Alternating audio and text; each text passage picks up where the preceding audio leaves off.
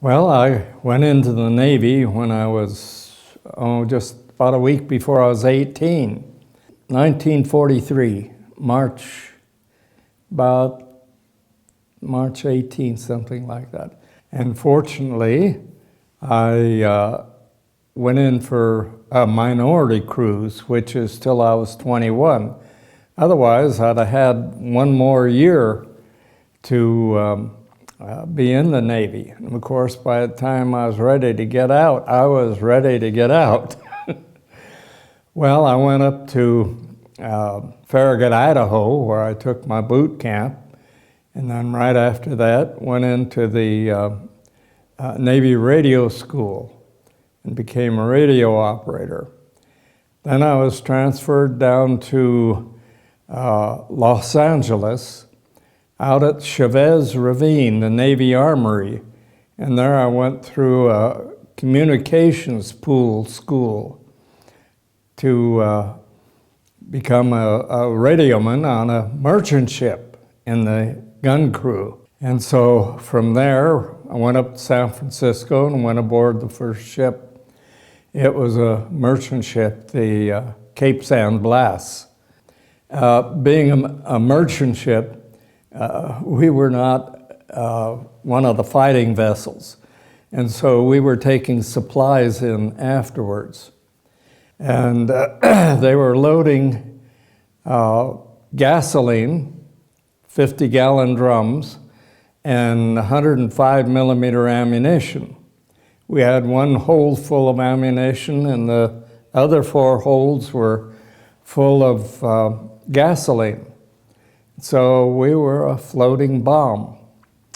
And we left San Francisco, went down to Bora Bora in the Society Islands near Tahiti. From there, we were supposed to go to American Samoa, but they changed our orders and sent us up to Funafuti in the Ellis Islands. Well, at a certain location, we were to start zigzagging because we were getting into dangerous water. And we made the first turn to the port, to the left. 2 torpedoes went by our starboard side within 10 feet of us. If we'd gone straight ahead or turned to the starboard, they'd have nailed us. The guy was a good shot. Of course, it made everybody a little bit jittery.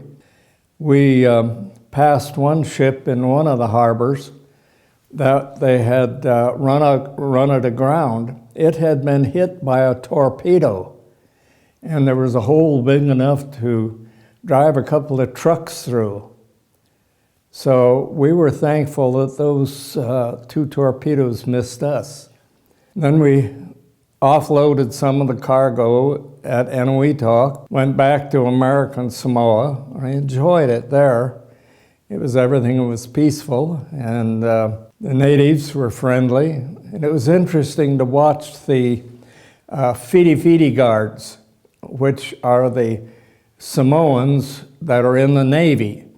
And they went through the manual of arms. Well, you've never seen the manual of arms done until you seen the Fiti guard do it.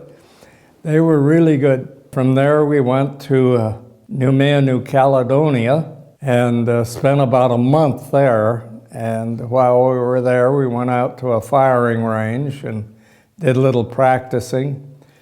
And then up to New Hebrides. We were there while we offloaded cargo. Then we took on some more cargo and went up to Guadalcanal and Tulagi, back to Espiritu Santo in the New Hebrides. One of our troop ships was going in to anchor, and they hit one of our mines. Well, fortunately, everybody got off the ship and no one was injured. But the ship sank, and the ship and the cargo were lost just from one mine. So those things are really powerful. When we were down in Espiritu Santo in the New Hebrides and took on 150 black soldiers, they slept out on the deck, and they set up a special chow line for them. And they said, hey, this is like the Waldorf, according to what they had been eating. And so we took them up to New Guinea, to Morobe. And just as we arrived off of Morobe, about 5:30, 6 o'clock in the morning, the general alarm went off. And we went up, loaded our guns, and somebody said, 2 points off starboard bow. And it looked like a plane coming right in toward us. And of course, everybody was tense, waiting for whatever was coming.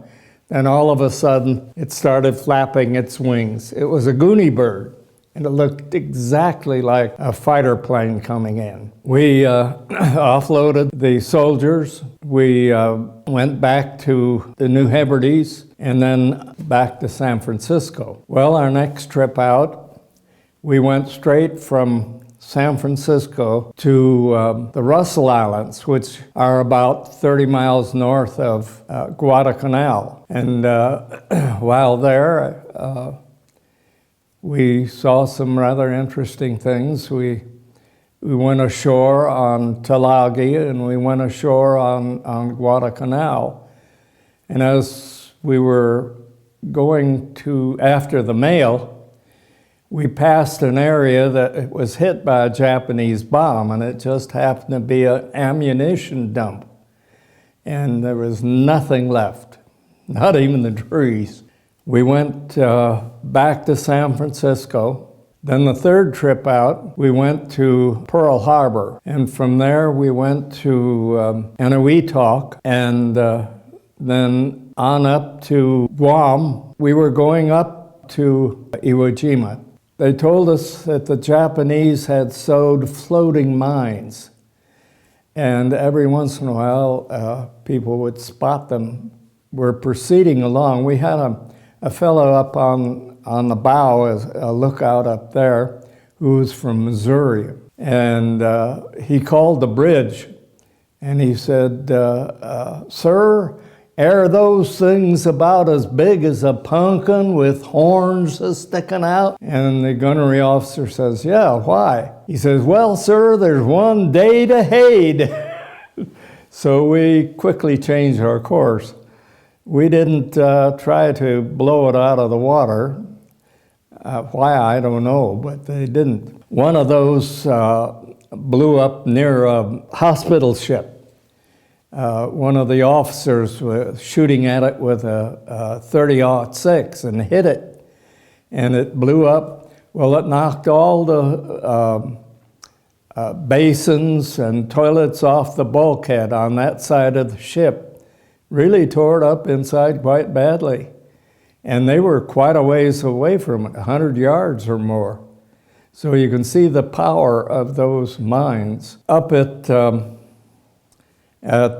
Guam, one evening I was on radio watch, and we picked up a message from one of our planes. It was a Black Widow, a night fighter. It said, he mentioned that they had spotted a bogey, an unidentified plane.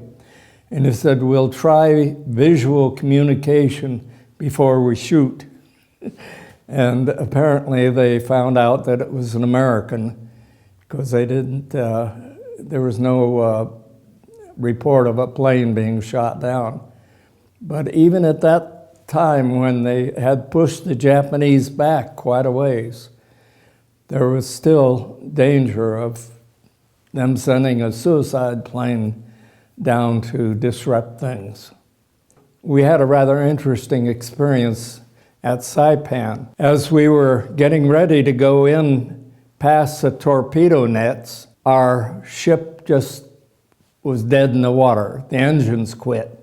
We blew tubes in a boiler. Well, they made emergency repairs, and we went in. Went back to San Francisco. They put the ship in dry dock and went over from stem to stern, but didn't touch the engines, the tubes in the boilers. And we loaded up, went out from San Francisco, got 2 days out, and the ship was dead in the water again. Blew tubes in both boilers. Made emergency repairs and came back into San Francisco. Well, in the meanwhile, I'd put in for a transfer out of the Armed Guard into the Medical Corps as a corpsman. Well, the Navy doesn't usually send you through a Class A school, a Class B school, then back to another Class A school. But they did. And I was taken off the ship the day before it sailed. And of course, they had some adventures out in the Pacific. But I was in the San Diego Naval Hospital. I went through the Corps School, and then I spent the rest of my time in the Navy as a corpsman in the San Diego Naval Hospital. And it was rather interesting. Oh, the only way I had of communicating was writing letters. And since I'm the world's worst letter writer, I didn't write too many letters.